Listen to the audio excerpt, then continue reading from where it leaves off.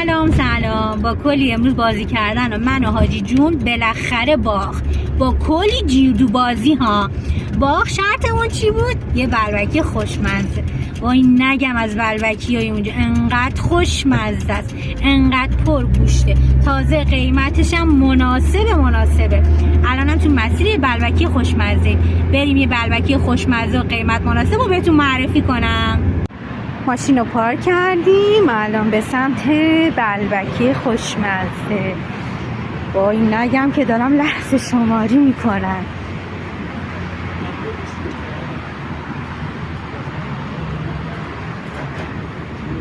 چقدرم شلوغه. بریم توی صف برای فیش بلبکی. خب اینم فیش غذامون. بریم حالا سمت سسش. وای نگم از سس سیرش واقعا معرکه است. چه چهارمغزای خوشمزه‌ای داره. وای دهنم آب افتاد. چقدر خوشمزه است. اصلا آدم میاد اینجا نمیتونه دست خالی بره بیرون. تنوع رو ببینین چقدر زیاده.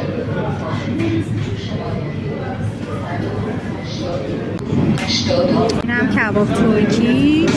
بیاین پیتزا میدونین چیه؟ دیگه در حضور خود آدم میگیرم پیتزا رو درست میکنم. خیلی خوشمزه است. پیتزای یک نفره ولی همش پیتزای عربیه، همون پیتزا لبنانی، هر اسمای مختلف داره.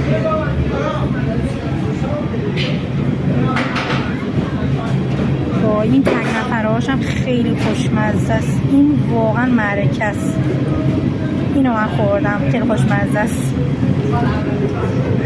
اینم در حضور خود مشتری ها درست میکنن، ولی خب اینجا تو قفسه ها رو نگاه کنیم پره.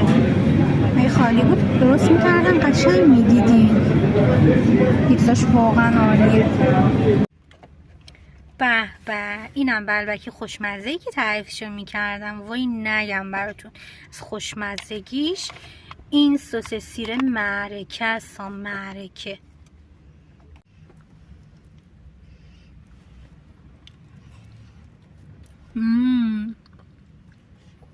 عالی. 20. بعد یه پیتزای خوشمزه دورمون نشه. راستی بچه ها اسم اصلی این پیتزای خوشمزه بلبکیه.